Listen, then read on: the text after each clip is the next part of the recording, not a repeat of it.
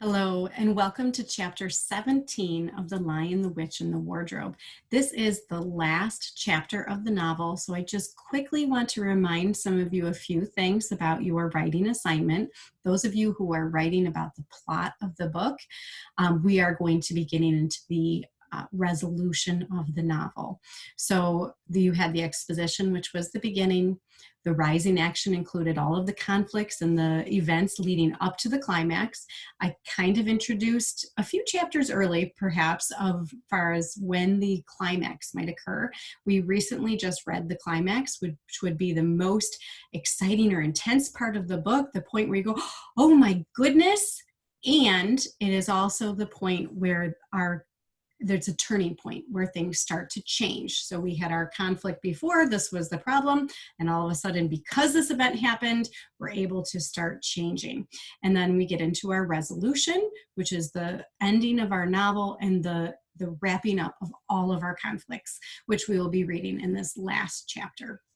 So no more talking, well, I'll be reading, but no more chatter, I guess. Let's take a look at chapter 17, and that is called The Hunting of the White Stag. The battle was all over a few minutes after their arrival. Most of the enemy had been killed in the first charge of Aslan and his companions, and when those who were still living saw that the witch was dead, they either gave themselves up or took to flight. The next thing that Lucy knew was that Peter and Aslan were shaking hands. It was strange to see Peter looking as he looked now. His face was so pale and stern, and he seemed so much older. It was all Edmund's doing, Aslan, Peter was saying. We'd have been beaten if it hadn't been for him. The witch was turning our troops into stone right and left, but nothing would stop him. He found his way through 3 ogres to where she was just turning one of your leopards into a statue. And when he reached her, he had the sense to bring his sword smashing down on her wand instead of trying to go for her directly and simply getting made a statue himself for his pains. That was the mistake all the rest of us were making. Once her wand was broken, we began to have some chance, if we hadn't lost so many already. He was terribly wounded. We must go and see him. They found Edmund in charge of Mrs. Beaver, a little way back from the fighting line. He was covered with blood, his mouth was open, and his face a nasty green color. Quick, Lucy, said Aslan. And then, almost for the first time, Lucy remembered the precious cordial that had been given her for a Christmas present. Her hands trembled so much that she could hardly undo the stopper, but she managed it in the end and poured a few drops into her brother's mouth. There are other people wounded, said Aslan, while she was still looking eagerly into Edmund's pale face and wondering if the cordial would have any result. Yes, I know, said Lucy crossly. Wait a minute. Daughter of Eve, said Aslan in a graver voice. Others also are at the point of death. Must more people die for Edmund? I'm sorry, Aslan, said Lucy, getting up and going with him. And for the next half hour they were busy, she attending to the wounded while he restored those who had been turned to stone. When at last she was free to come back to Edmund, she found him standing on his feet, and not only healed of his wounds, but looking better than she had seen him look. Oh, for ages. In fact, ever since his first term at that horrid school, which was where he had begun to go wrong. He had become his real old self again and could look you in the face. And there on the field of battle, Aslan made him a knight. Does he know, whispered Lucy to Susan, what Aslan did for him? Does he know what the arrangement with the witch really was? Hush. No, of course not, said Susan. Oughtn't he to be told? Said Lucy. Oh, surely not, said Susan. It would be too awful for him.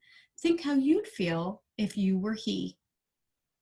All the same, I think he ought to know, said Lucy. But at that moment, they were interrupted. That night, they slept where they were. How Aslan provided food for them all, I don't know. But somehow or other, they found themselves all sitting down on the grass to a fine high tea at about 8 o'clock. Next day, they began marching eastward toward the side of the great river. And the next day after that, at about tea time, they actually reached the mouth. The castle of Cair Paravel on its little hill towered up above them. Before them were the sands, with rocks and little pools of salt water and seaweed and the smell of the sea, and long miles of bluish green waves breaking forever and ever on the beach. And oh, the cry of the seagulls. Have you heard it? Can you remember? That evening after tea, the four children all managed to get down to the beach again and get their shoes and stockings off and feel the sand between their toes. But next day was more solemn. For then, in the great hall of Cair Paravel, the wonderful hall with the ivory roof and the west door, all hung with peacock's feathers, and the eastern door, which opens right onto the sea, the presence of all their friends, and the sound of the trumpets, Aslan solemnly crowned them and led them onto the four thrones amid deafening shouts of "Long live King Peter! Long live Queen Susan! Long live King Edmund! Long live Queen Lucy!" Once a king or queen in Narnia, always a king or queen. Bear it well, sons of Adam. Bear it well, daughters of Eve, said Aslan. And through the eastern door, which was wide open, came the voices of the mermen and the mermaids swimming close to the castle steps and singing in honor of their new kings and queens. So the children sat in their thrones and scepters were put into their hands, and they gave rewards and honors to all their friends, to Tumnus the fawn, and to the beavers, and giant Rumblebuffin, to the leopards, and the good centaurs, and the good dwarfs, and to the lion. And that night there was a great feast in Cair Paravel, and revelry and dancing, and gold flashed and wine flowed, and answering to the music inside. But stranger, sweeter, and more piercing came the music of the sea people. But amidst all these rejoicings, Aslan himself quietly slipped away. And when the kings and queens noticed that he wasn't there, they said nothing about it. But Mr. Beaver had warned them.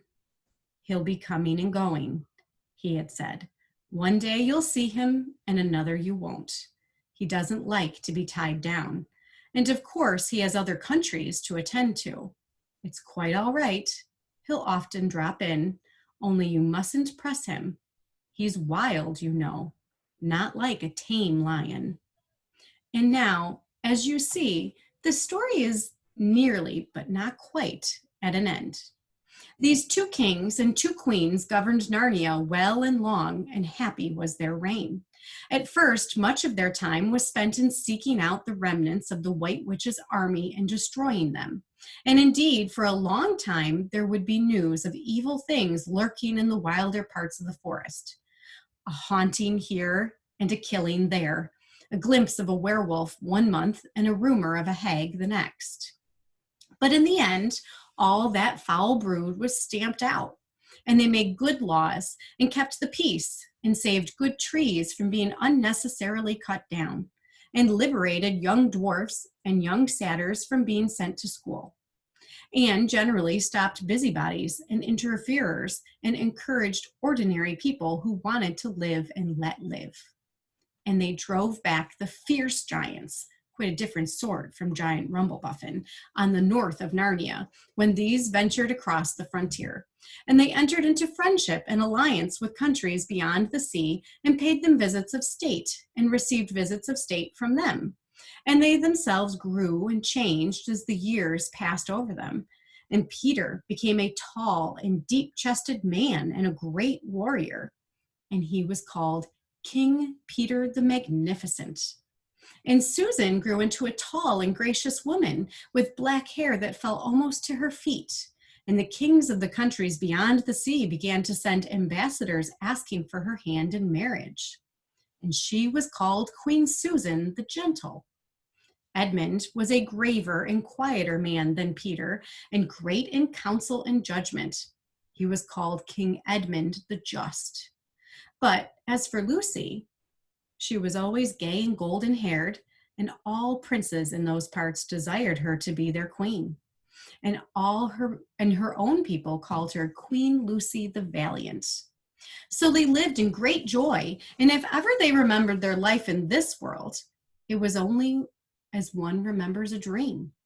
And one year it fell out that Tumnus, who was a middle-aged faun by now and beginning to be stout, came down river and brought them news that the white stag had once more appeared in his parts. The white stag who would give you wishes if you caught him. So these 2 kings and 2 queens, with the principal members of their court, rode a hunting with horns and hounds in the western woods to follow the white stag. And they had not hunted long before they had a sight of him.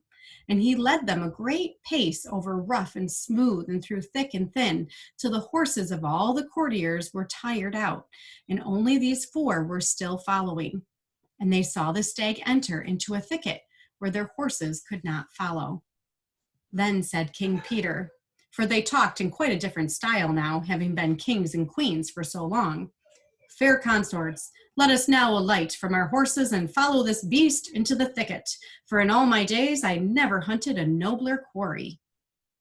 Sir, said the others, even so let us do. So they alighted and tied their horses to trees and went on into the thick wood on foot. And as soon as they had entered it, Queen Susan said, fair friends, here is a great marvel, for I seem to see a tree of iron. Madam, said King Edmund, if you look well upon it, you shall see it is a pillar of iron, with a lantern set on the top thereof. Marry, a strange device, said King Peter, to set a lantern here where the trees cluster so thick about it, and so high above it that if it were lit, it should give light to no man. Sir, said Queen Lucy, by likelihood, when this post and this lamp were set here, there were smaller trees in that place, or fewer, or none, for this is a young wood, and the iron post is old. And they stood looking upon it. Then said King Edmund, I know not how it is, but this lamp on the post worketh upon me strangely. It runs in my mind that I have seen the like before, as it were a dream, or in the dream of a dream. Sir, answered they all, it is even so with us also. And more, said Queen Lucy, for it will not go out of my mind that if we pass this post and lantern, either we shall find strange adventures, or else some great change of our fortunes. Madam, said King Edmund, the like foreboding stirreth in my heart also. And in mine, fair brother, said King Peter. And in mine too, said Queen Susan. Wherefore, by counsel, we shall lightly return to our horses and follow this white stag no further.